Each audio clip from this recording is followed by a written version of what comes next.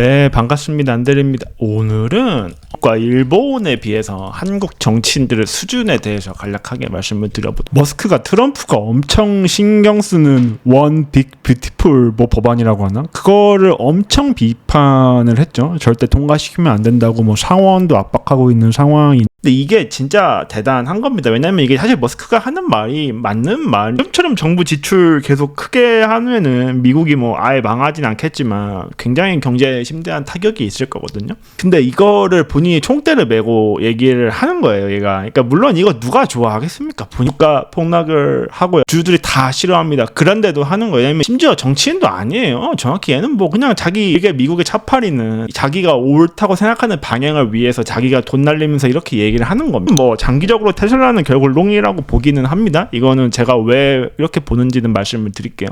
본인 주가도 엄청나게 폭락을 했고 이것 때문에 주주들의 욕도 많이 먹었지만 본인이 필요하다고 생각하는 일을 얘가 하는 겁니다. 이게 이제 사실 영웅이라는 거죠. 사실 저는 이런 행동은 지지하고요.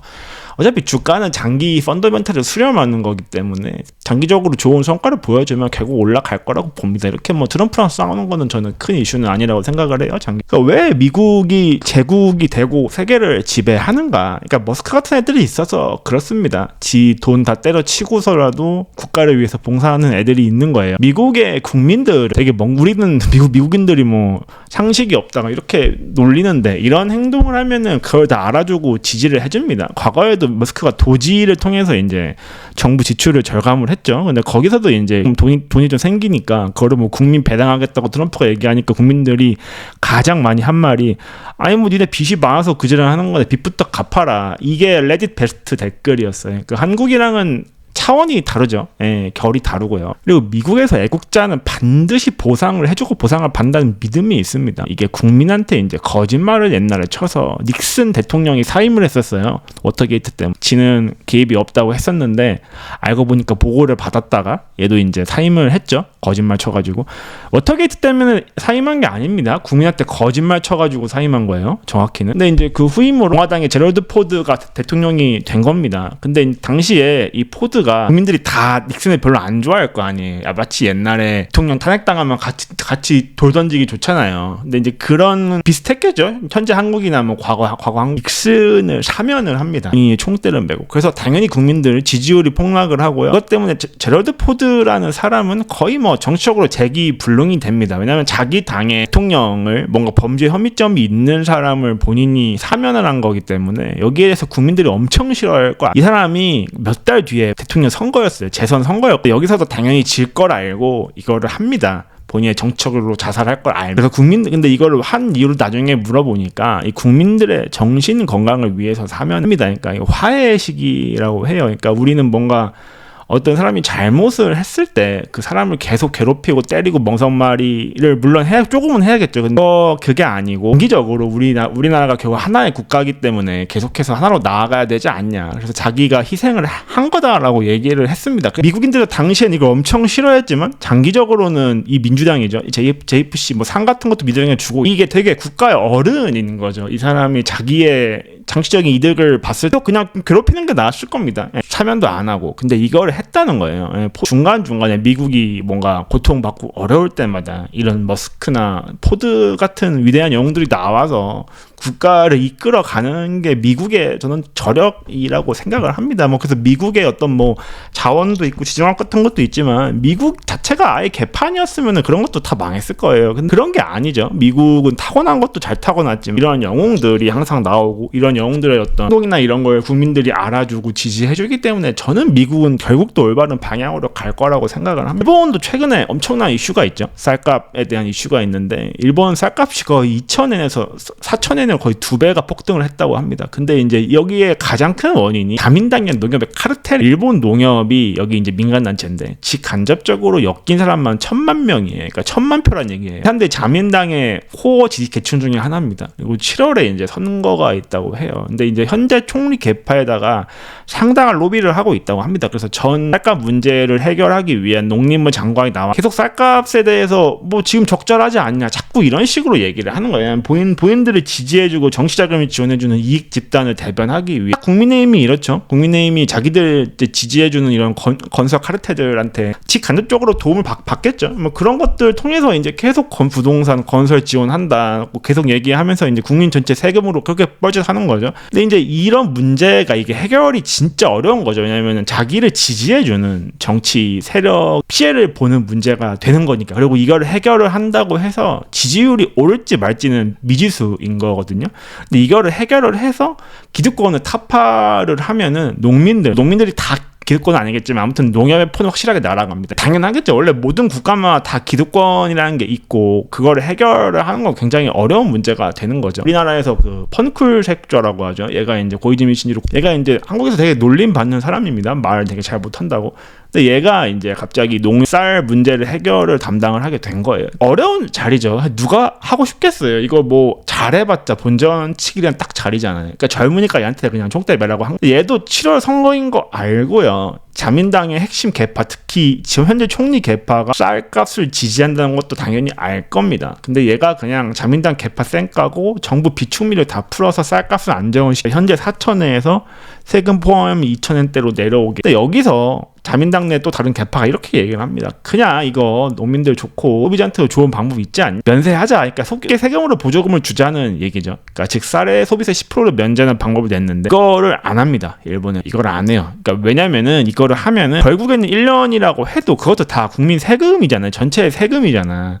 근데 이게 결국에는 지금 일본도 정부 부채 문제가 되게 심각하기 때문에 미래 세대한테 더 이상 부담을 떠넘기지 않는다는 그런 사고 방식을 보여주는 겁니다. 그러니까 쉬운 길로 안 가요. 일본의 정치인들도 쉬운 길로 안 간다고. 이런 거를 보면은 아마 저는 뭐 가까운 미래가 될지 먼 미래가 될지는 모르겠지만 저는 고이즈미 얘가 아마 결국에는 차기 총리가 될 거라고 생각을 해요. 그럼 또 이제 한국인들 그거 가지고 뭐 세습이다 뭐다 하는데 근데 이러한 과정을 통해서 사회 기득권을 본인이 총대 메고 문제를 해결해본 사람 총리를 하는 게 맞처럼 아무 문제도 해결해본 적 없는 사람이 총리를 하는 것보다는 이런 문제를 해결해보고 기득권과 싸워본 사람이 총리를 하는 게 국민 입장에서는 훨씬 좋겠죠. 뭐 얘가 누구 아들이건 그런 게 중요한 게 전혀 아닙니다. 국민 입장에서는 본인의 닥친 문제를 해결할 수 있는 인간이 총리가 되고 대통령이 되는 게 가장 중요한 문제가 되는데 한국은 어떤가요? 한국은 이게 작년 이슈였죠. 양국법이라고 하는데 이거 한번 검색해 보시면 나옵니다. 그냥 쉽게 쌀값 하락하면은 그거 뭐 비싸게 그냥 사준다는 얘기가 되는 거고 세금으로 돈 잔치하는 거예요. 그러니까 결국에는 뭐 이거를 농지를 줄여서 쌀을 좀 적게 이게 만들어낸 다음에 그거를 뭐 사주던가 해야 되는데 처음 명분은 그런 거였어요. 이제 식량 자급률을 지키기 위해서 그렇게 했다고 했는데 근데 지금은 쌀이 너무 남아 도니까 경작지를 조금이라도 다른 농장으로 줄이고 해야 되는데 이제 그런 어려운 길들은 한국 정치인들이 특히 선택을 잘 안 하죠. 그리고 양곡 가격을 낮추면은 농민들이 엄청 싫어합니다. 경상도, 전라도, 충청도의 농민들이 이걸 엄청 싫어하기 때문에 못해요. 이게 사실 표가 날아가는 게 맞습니다. 농민들 편 확실하게 날아가게 되는데 근데 정치인들 누구도 이걸 하기 싫은 거야. 국민의힘이나 민주당이나 아무도 하기 싫은 거야. 그러니까 그냥 세금으로 해결하자는 겁니다. 그냥 어차피 지가 내는 돈도 아닌데 뭐 그냥 뭐 세금으로 사자는 거예요. 세금 다 누구 돈이다?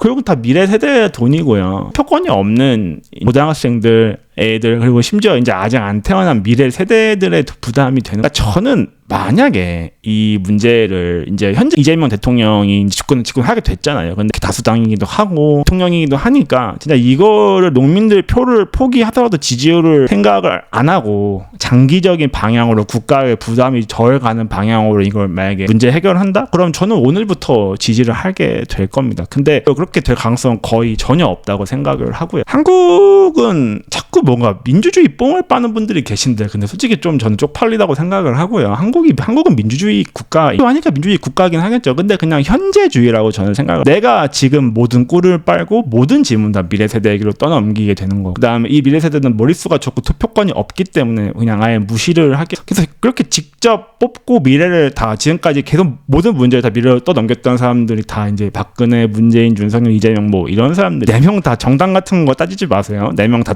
똑같습니다. 결국에는 지난 대선도 공약들을 보면은 뭐 국민의힘 보세요. 부부 상속세, 종부세 폐지를 한다고 합니다. 어떻게 돈을 벌지에 대해서는 아무도 얘기를 안 하고. 지가 돈 내는 거 아니니까 뭐 이거 김문수 의원 김문수 씨 한번 이거 보세요. 출산시 초중고 입학 때 1억 원 지급, 65세 이상 버스 무임승차. 지금 버스나 지하철이 엄청난 적자죠. 근데 이거를 돈을 받아야지. 그냥 돈을 깎아준다고 하면 저는 한국 정치인들이 솔직히 저는 뭐 하는지를 모르겠어요. 그리고 사실 뭐 이렇게 못하는지도 이해가 안 가. 그냥 한데 좋아하는 것만 계속 하면 되는 거 아니에요? 도대체 한국 정치인이 뭐가 그렇게 힘들어? 뭐 고이즈미 아까 걔처럼 뭐 기득권을 타파해서 뭐 쌀값을 내려야 돼. 아니면 머스크처럼 몇십 조씩 써가지고 욕먹으면서 정부 지출을 견제해야 됩니까? 아무것도 안 하잖아. 그냥 뭐 똑같이 하는 거 아니야? 그러니까 한국 정치인들 저는 그래서 정치를 못하는 게 조금 잘 이해가 안 가고요. 예. 근데 그리고 또 이 주변 사는 부정부패 관리도 못 해가지고 맨날 무슨 뭐 샤넬백이나 이런 얘기 나오는 거 보면은 참 한심하죠. 근데 지금 사실은 양당 모두 미래 세대에게 다 떠넘기는 정책들만 계속 하고 있습니다. 지금 뭐 25만 원씩 준다고 하죠. 이게 이제 언발의 오줌 누기가 되는 거죠. 계속 이걸 아마 진행을 할 거고, 그리고 뭐 비상계엄, 무한항공, 제주항공, 참사 피해 소상공인 지원은 뭔가 이게 피해자분들 지원하는 거는 나도 좀 이해를 하겠는데 소상공인은 이게 좀 잘 모르겠네요. 그리고 또 재밌는 거 있죠. 자영업자 소상공인 코로나 부채 탐감. 양당 모두 다 똑같고요. 아무런 대안이 없이 그냥 빚만 늘리는 정책들만 계속해서 하고 있는 겁니다. 그러니까 이게 한국이 선진 호소국인 이유를 아시겠죠. 그냥 현재주의인 거고요.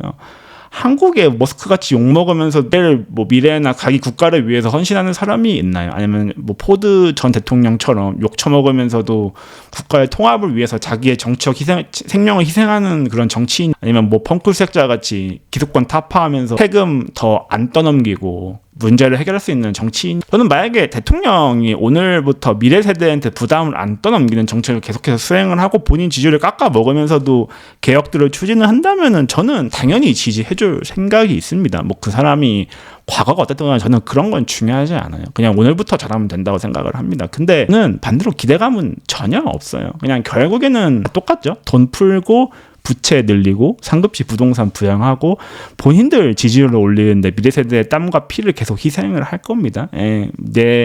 내 정치 생명만 중요하고 내 자식만 중요하니 한국의 미래는 당연히 어둡습니다. 왜냐면은 미래가 어두워지는 짓만 계속 반복하고 모든 걸 다 미래에 떠넘겨놨는데 미래가 어두워지는 게 당연한 거 아닌가요? 1 더하기 1은 2죠. 자연과학이랑 사회과학이랑 기싸움을 하지 마세요. 현실을 외면한다고 해서 현실이 없어지지 않습니다.